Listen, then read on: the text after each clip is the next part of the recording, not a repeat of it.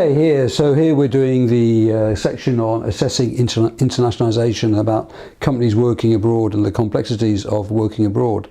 Now here we come across a real thinker called Ghoshal, who sadly died at the age of 55 from a brain hemorrhage in the year 2004. He just had a really inquiring mind. He did 2 doctorates, one from the MIT Institute in the USA, which was sort of very strong on the scientific side of things, and also at Harvard, where you tend to take a case study approach towards business.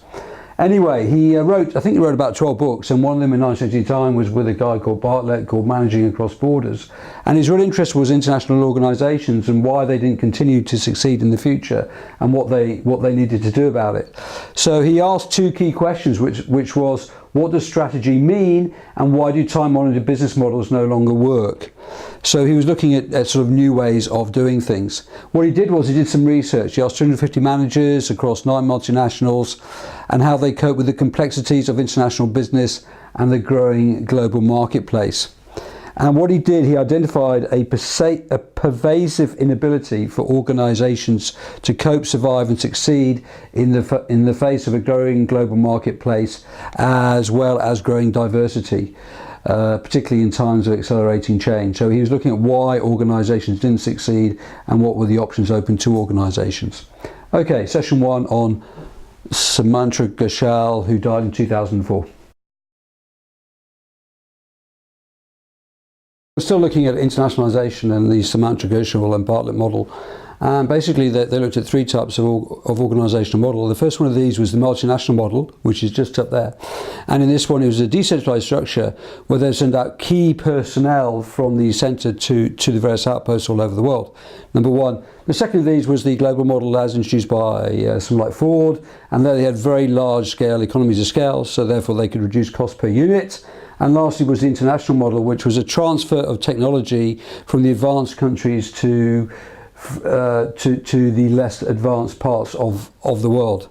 Now basically what they found was in the 1980s the old business models weren't working. So they sort of came up with this idea that they needed to combine all 3 elements from all of these 3 different types of business model, plus the fact they need to exploit local know-how so that they could identify the opportunities rather than have operating sites as just an outpost of the major firms. So it was key that the firm that was outside the main firm, say in Thailand or whatever, that they would exploit local knowledge to progress the firm forwards. So quite radical really, that they're sort of like combining ideas from lots of different groups but putting it into another coherent whole. Not a bad idea at all.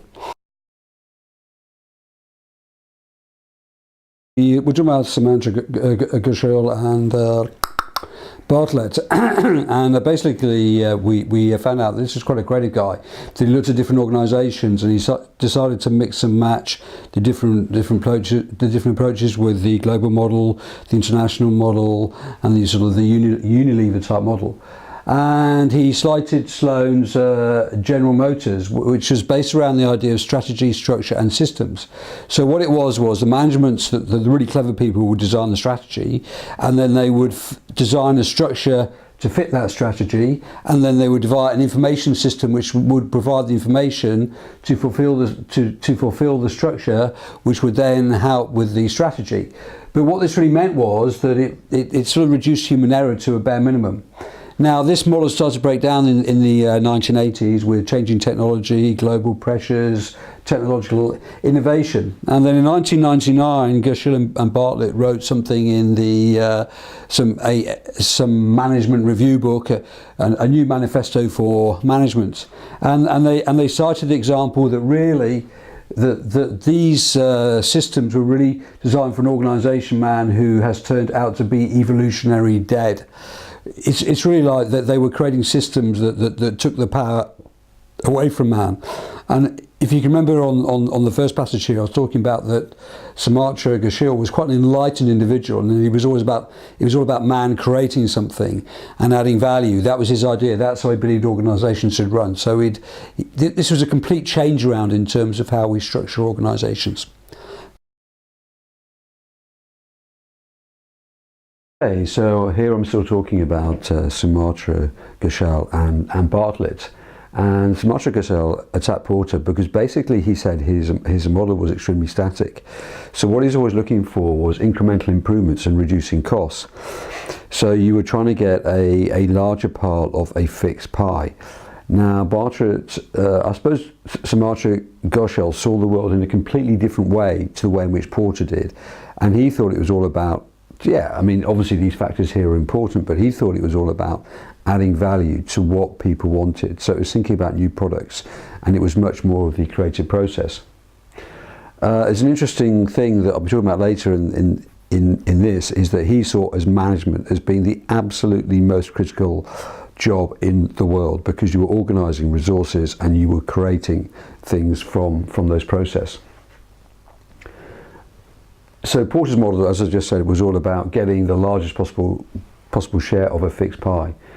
Ghoshal wanted to change the smell of the place, and he sort of came up with this idea of the springtime theory. What he did was he went back home to his hometown of Calcutta, and he found the heat and the environment very, very oppressive. And at the same time, when he went to walk in the forest of Fontainebleau, just outside Paris, 40 miles south of Paris, I think he was professor at that time of the Parisian University. He had just found the forest and the wide walks energising and vibrant and open organisations. So he made the point that it was management's job to change the whole culture of the organisation, to change the whole smell of the place. So then how on earth do you create this sort of springtime feeling in management? And that's what we're now going to be looking at. So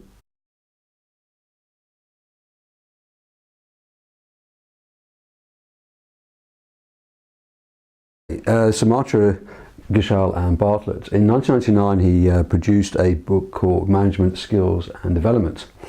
Now what he wanted to do was to change things around. Now basically he's got a very people-centred sense of management, is that people have talent, a very much a theory Y view of management, that if you allow that creativity to rise, then they'll come up with great products, and so the firm will do better and better and better. Right, to create a shared ambition amongst their staff, instill organisational values and provide personal meaning for their work staff. So you have to instill within people the organisational values that they can go out and actually create something and actually do something worthwhile. So he had sort of 4 rules for this, and one of them was that people should start thinking outside the strategic planning and begin to examine actually how they learn and how people can develop. Complement vertical integration with information flows going upwards and downwards, and create more personal relationships on the horizontal level. Build a trust-based culture by spreading a message of genuine openness between people, and share all information that has traditionally been a source of power. So therefore everybody knows what's going on within the organisation. So basically it can be summarised is that everyone has a common purpose and a meaning for everyone's efforts within the organisation. And there's another quote here, is you cannot have faith in people unless you take action to improve and develop them. The success of business depends more than ever on the talent of people. So that's the whole focus. So he has these rules that organisations should implement, and then those organisations will move forward and they'll create an even bigger pie, because they'll create different sorts of products. And this is why he's saying that management is the most important skill to have out of everything. Okay?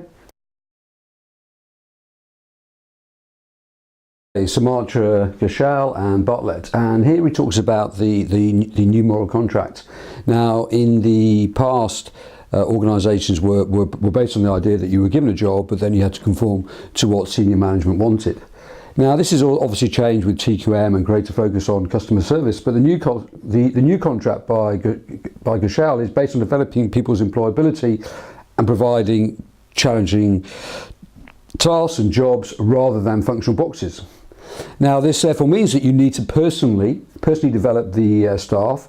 I'm just reading this from here, sorry about this. Stem from the initiative and skills from the employees. So your market performance depends upon your employees and not necessarily upon all the ideas and skills coming from senior management. So the employees are central to how well your organisation does. Now therefore an organisation must have a greater commitment to continuous learning and development, towards an acceptance that in a climate of constant change The will to change is the only hedge in a changing job environment. So you need to have the right skills for the employee as well as for the firm. So it's good for the employee because they're going to get better skills. It's good for the firm because they're going to add more value to that firm. Business is all about the ethics of value creation. It's not about downsizing, cutting costs. Cutting costs and downsizing are important. Value creation is about making the individual, the organisation and society all winners. So everybody can gain from this if we try and add value at all times. So therefore, you know, it's a totally different way of looking at a business. He probably came along and wondered what was going on. Everything was from senior management, everything was from the top. And now he's talking about value creation at this level. My last session on Ghoshal and Bartlett. Now, Ghoshal and Sumatra, Ghoshal and Bartlett saw firms as value creators, and that's what they needed to do. And they need to get away from this idea, the TQM idea, the Kaizen idea of continuous improvement.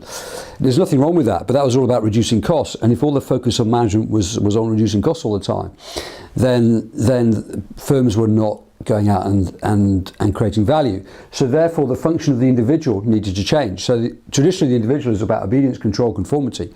Right, but now the individual needs to show initiative, relationship building, continuous challenge of the status quo. And that's the whole idea behind the organisation. So it's all about value creation, and that's what business can do, and that's why society is now wealthier, because of businesses. So therefore businesses are the most important people in society. Therefore the management of a business is the most important social profession. Much more important than politicians. Politicians create content. Right. So this creates the engine of growth within society from there. So he emphasised the importance of high quality management as an important social, moral and value creating force. Okay, and therefore he saw business schools as educators in terms of the whole of this approach. So you now have this complete theory, which is pretty mind-blowing in terms of what it says. Thank you.